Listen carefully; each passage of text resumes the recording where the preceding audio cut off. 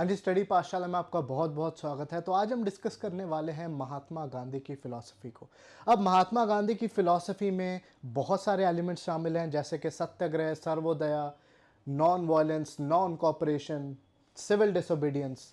जिसमें से अगर हम बात करें तो काफ़ी इंडियन चीज़ें हैं, इंडियन फ़िलॉसफ़ीज़ हैं जिन्होंने इम्पैक्ट किया है, जैसे कि वैष्णविज़्म, जैनिज़्म, क्योंकि वो गुजरात से आते हैं तो ये सारी वैल्यूज़ उन्होंने बचपन से इम्बाइब की हैं। और ऐसी काफ़ी वेस्टर्न फ़िलासफ़र्स भी हैं जिनकी राइटिंग्स ने उनको शुरू से प्रभावित किया है, और जब उन्होंने पढ़ा तो उन्होंने वही टेक्निक्स को इवॉल्व किया और इंडियन फ्रीडम स्ट्रगल में लगाने का काम किया।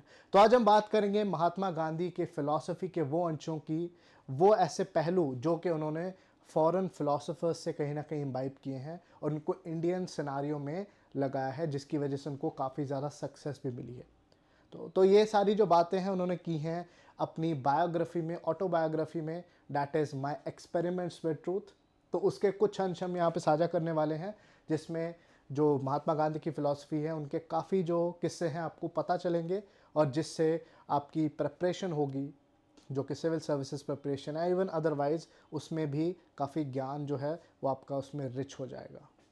तो बात करते हैं सीधी, आज दो तीन फिलासफर्स की हम बात करेंगे। तो पहले फिलासफर जिसकी हम बात करने वाले हैं, जिन्होंने काफ़ी ज़्यादा प्रभावित किया महात्मा गांधी को, that is Henry David Thoreau, जो कि एक अमेरिकन फिलासफर हैं, जो कि उस टाइम के अमेरिकन फिलासफर हैं, जो कि 19 सेंचुरी के मिडल में एग्जिस्ट करते थे यूएस में। ये तब के यूएस की बात हम कर रहे हैं, ये तब के अमेरिका की बात कर रहे हैं जब अमेरिका में स्लेवरी भी थी, जब अमेरिका मैक्सिको से लड़ाई लड़ रहा था, जब अमेरिका काफ़ी ज़्यादा एग्रेसिवली एक्सपैंड कर रहा था। तभी इन्होंने आइडिया दिया सिविल डिसोबीडियंस का। अब बात करते हैं कि अमेरिका उस टाइम पे एग्रेसिव क्यों था। अब बात कर रहे हैं 1850s के आसपास की। जब हम 1850s के आसपास के यूएस को देखते हैं तो यूएस अमेरिका और मैक्सिकन वॉर में काफ़ी बिजी था, जिसकी वजह से उन्होंने मैक्सिको से काफ़ी टेरिटरीज अनेक्स भी कर ली थी। और एक प्रेसिडेंट आए थे जिनका नाम था पोक, POLK। वो इतने ज़्यादा एग्रेसिव थे कि उन्होंने इवन स्लेवरी को भी यहाँ जस्टिफाई करना शुरू कर दिया था। जबकि 1830s के बाद स्लेवरी को काफ़ी ज़्यादा दुनिया भर में कंडेम किया गया और उसको बैन भी किया गया। लेकिन ये जो यूएस प्रेसिडेंट आते हैं वो कहते हैं कि स्लेवरी को बरकरार यहाँ पे रखना चाहिए, यूएस की यूनिटी को यहाँ पे मेंटेन रखना चाहिए और स्लेवरी को यहाँ पे बरकरार रखना चाहिए। उन्होंने यहाँ तक भी किया कि जितने स्लेव्स हैं उनको पकड़ के अपने मास्टर्स को वापस सौंप रहे थे, जो भी भागना चाह रहे थे। तो काफ़ी एग्रेसिव प्रेसिडेंट के टाइम पे इन्होंने सिविल डिसोबीडियंस का जो कॉन्सेप्ट है वो डेवलप किया, और इन्होंने एक ऐसे लिखा जिसका नाम था civil disobedience. Civil disobedience movement की जब हम बात करते हैं इंडियन फ्रीडम स्ट्रगल में, जिसमें से दांडी मार्च का बड़ा इंपॉर्टेंट रोल आता है, जो कि ट्रेडमार्क एक टर्म बन जाती है महात्मा गांधी से जुड़ी हुई। वो एक्चुअली टर्म कॉइन किसने की थी? हेनरी डेविड थोरो, जो कि एक अमेरिकन फिलोसोफर थे। उनका ये मानना है कि गवर्नमेंट का काम नहीं है कि हमारी निजी ज़िंदगी में वो दखल दे। इन्होंने इस टाइम पे क्या किया था, इन्होंने टैक्स पे करने से मना कर दिया था कि अगर वो गवर्नमेंट को या फिर प्रेसिडेंट की एक्टिविटीज़ को पसंद नहीं कर रहे हैं तो वो टैक्स नहीं पे करेंगे। ये उनका एक तरीका है नॉन कॉपरेशन शो करने का, जो कि गवर्नमेंट के साथ है और जिसके ये पूरे हकदार हैं। अब अगर प्रेसिडेंट, यूएस प्रेसिडेंट को मेजॉरिटी अमेरिकन ने चूज़ किया है, इसका ये मतलब नहीं है कि वो किसी भी इनिशिएटिव को यहाँ पे जस्टिफाई करने की कोशिश करेंगे। तो इसी वजह से उन्होंने सिविल डिसोबीडियंस का कंसेप्ट दिया, जिसमें से कोई भी नागरिक जो है वो विलफुली नॉन कोऑपरेट कर सकता है, लॉज को ब्रेक कर सकता है गवर्नमेंट के, ताकि गवर्नमेंट को यहाँ पे पता चले कि कुछ नागरिक उनसे नाराज़ है और उनको बदलाव करने की यहाँ पे ज़रूरत है। सो बड़ा इंपॉर्टेंट कंसेप्ट जो महात्मा गांधी ने यहाँ पे इम्बाइब किया और उसको डायरेक्टली थोड़ा सा इंडियन कंडीशंस के हिसाब से उसको मॉडिफाई करके इंडियन फ्रीडम फॉर स्ट्रगल में लगाया, वो दिया था हेनरी डेविड थोरो, जो कि बहुत बड़े क्रिटिक थे उस टाइम के अमेरिकन सिस्टम और यहाँ पे प्रेसिडेंट के, जिसकी वजह से इनको जेल भी हुई थी। इंडिविजुअल फ्रीडम की हमेशा बात करते थे, मोरालिटी की हमेशा बात करते थे, और जैसे इन्होंने स्टेटमेंट यहाँ पे दी ही है कि अच्छी गवर्नमेंट वो है that government is best which governs least. जो ज़्यादा लोगों की निजी लाइफ में दखल अंदाजी करने लगेगी वो एक प्रॉपर गवर्नमेंट यहाँ पे नहीं होगी, यही इनका यहाँ पे मानना था। तो यहाँ पे बहुत important contribution Henry David Thoreau ने दिया, और सिविल डिसोबीडियंस टर्म की भी हमने बात की, तो इनको हमें हमेशा यहाँ पे याद रखना चाहिए। ये बहुत इंपॉर्टेंट फिलोसोफर हैं जिन्होंने और भी काफ़ी इंपॉर्टेंट कंसेप्ट दिए हैं, लेकिन सबसे इंपॉर्टेंट कंसेप्ट जो कि इंडियन फ्रीडम स्ट्रगल और महात्मा गांधी से जुड़ा हुआ है, दैट इज सिविल डिसोबीडियंस। तो इनके ऊपर क्वेश्चन आ सकता है, और अदरवाइज भी इनको कोट करके हम किसी भी आंसर में भी लिख सकते हैं। और एथिक्स की बात करें तो वहाँ पे भी इनका अच्छा, इस कंसेप्ट का अच्छा यहाँ पे यूज़ हो सकता है। इन्हीं के कंसेप्ट को गुड गवर्नेंस से भी यहाँ पे यूज़ किया जा सकता है कि अगर गवर्नमेंट यहाँ पे फेथ नहीं कर रही है तो विलफुली नॉन कॉपरेट करने का पीसफुल तरीके से एक इंसान को, एक नागरिक को हक है, ताकि वो कहीं ना कहीं अपोज कर सके जो भी एग्रेसिव पॉलिसीज उसकी कंट्री यहाँ पे लगाई जा रही थी। इसीलिए इन्होंने मैक्सिको का भी वहाँ पे सपोर्ट करने की बात की, क्योंकि अमेरिका काफ़ी मैक्सिकन टेरिटरीज को अनेक्स कर रहा था। नेटिव इंडियंस के राइट्स की बात की, स्लेवरी को अबॉलिश करने की बात की, और ये सारे राइट्स की बात इन्होंने 1850s के आसपास की, जबकि अमेरिका में उन दिनों सिविल राइट्स की बात होती ही नहीं थी। तो इनका काफ़ी इंपॉर्टेंट कॉन्ट्रीब्यूशन है। नेक्स्ट बात करते हैं जॉन रस्किन। इनकी किताब, अभी एक इंग्लिश फिलोसोफर हैं जिन्होंने किताब लिखी थी अनटू दिस लास्ट।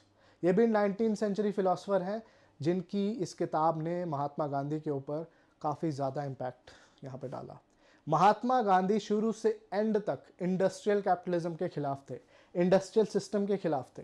इंडस्ट्रीज़ को, जो बड़ा बड़े इंडस्ट्रीज सेटअप लगाए जा रहे थे दुनिया में, इंग्लैंड उसमें सबसे आगे था, तो उसको बहुत ज़्यादा अपोज करते थे और मॉरली करप्ट मानते थे। इसीलिए आज़ादी के बाद महात्मा गांधी का ये प्लान था, जब हम डेवलपमेंट की बात करते हैं अपने देश की, वो चाहते थे कि कॉटेज इंडस्ट्रीज़ को डेवलप किया जाए, स्मॉल और मीडियम स्केल इंडस्ट्रीज़ को डेवलप किया जाए, गांव को डेवलपमेंट का एक मॉडल बनाया जाए, एक सिस्टम बनाया जाए, गांव के इर्द गिर्द पूरे डेवलपमेंट को यहाँ पे प्लान करना चाहिए।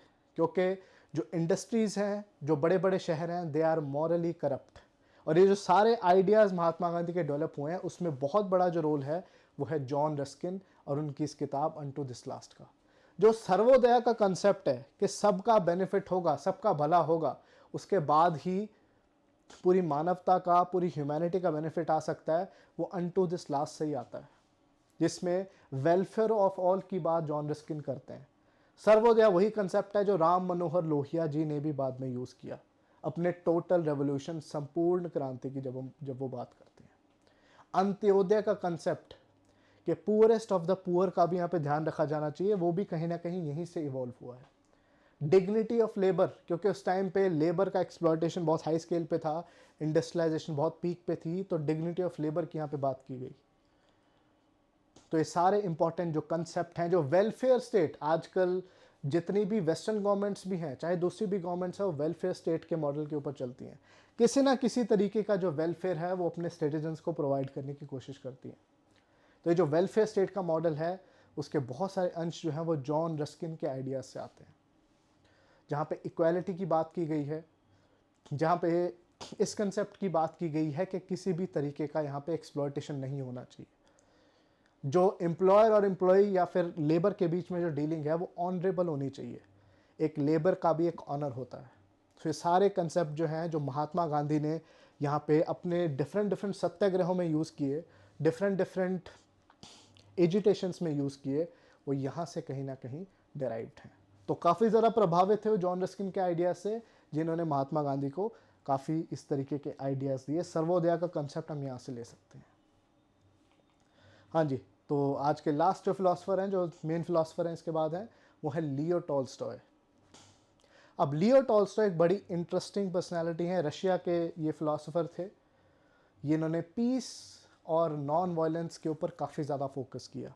इन्होंने इतना ज़्यादा फोकस किया पीस और नॉन वायलेंस के में कि अपने, जब ये काफ़ी बुढ़ापे की ओर जा रहे थे, काफ़ी ज़्यादा जब ये ओल्ड हो चुके थे 50-60 के बाद, तो इन्होंने वेजिटेरियन डाइट को भी अपनाने की कोशिश की और काफ़ी हद तक अपनाई भी।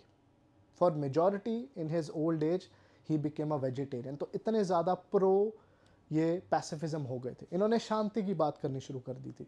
इन्होंने काफ़ी ज़्यादा नॉवेल्स लिखे, जिसमें से वॉर एंड पीस सबसे इम्पॉर्टेंट वर्क्स में से गिना जाता है, जो कि नेपोलियन के टाइम का नॉवल है, जिसमें अगेन वहाँ की पॉलिटिक्स का डिस्कशन किया गया और डिस्कशन किया गया कि किस तरीके से शांति हमेशा रहनी चाहिए। तो इनकी और किताब है कि the kingdom of God is with in you, जिसने महात्मा गांधी को काफ़ी ज़्यादा प्रभावित करने की बात की। इन्होंने एक और इंडियन को भी एक लेटर लिखा था जिसका नाम है लेटर टू अ हिंदू, जहाँ पे नॉन वायलेंट एजिटेशन की इन्होंने बात की। और हम बात करते हैं, जब भी महात्मा गांधी की बात करते हैं तो पहला जो शब्द आता है हमारे दिमाग में, डैट इज़ नॉन वायलेंस, सत्याग्रह। तो नॉन वायलेंस, अब ऐसा नहीं है कि नॉन वायलेंस के ऊपर पहले वो अमल नहीं कर रहे थे, लेकिन उनका जो निश्चय था नॉन वायलेंस के ऊपर, ये दृढ़ हो गया था जब लियो टॉल्स्टॉय जी के आइडियाज़ उनके साथ आए, क्योंकि बहुत ज़्यादा फोकस उन्होंने नॉन वायलेंस रेजिस्टेंस के ऊपर किया कि नॉन वायलेंस बहुत ज़्यादा ज़रूरी है और वायलेंट पाथ के ऊपर कभी भी नहीं जाना चाहिए।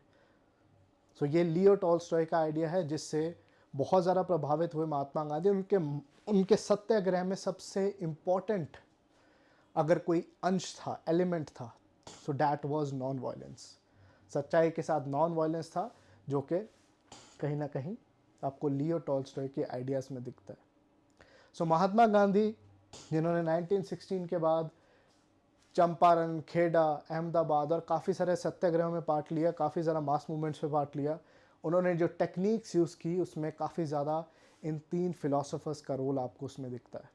उसमें इंडियन फिलोसफीज़ का भी रोल दिखेगा, जो कि हम बात करेंगे, लेकिन इन 3 फिलोसफर्स का जो मेंशन है वो काफ़ी ज़्यादा इंपॉर्टेंट हो जाता है।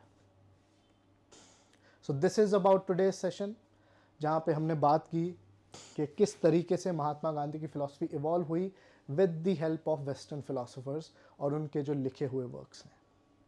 सो अगले सेशन में फिर से हाजिर होंगे, जहाँ पे महात्मा गांधी की ही फ़िलासफ़ी के बारे में कुछ और अंशों की हम बात करेंगे। तब तक अपना ध्यान रखिए। जय हिंद।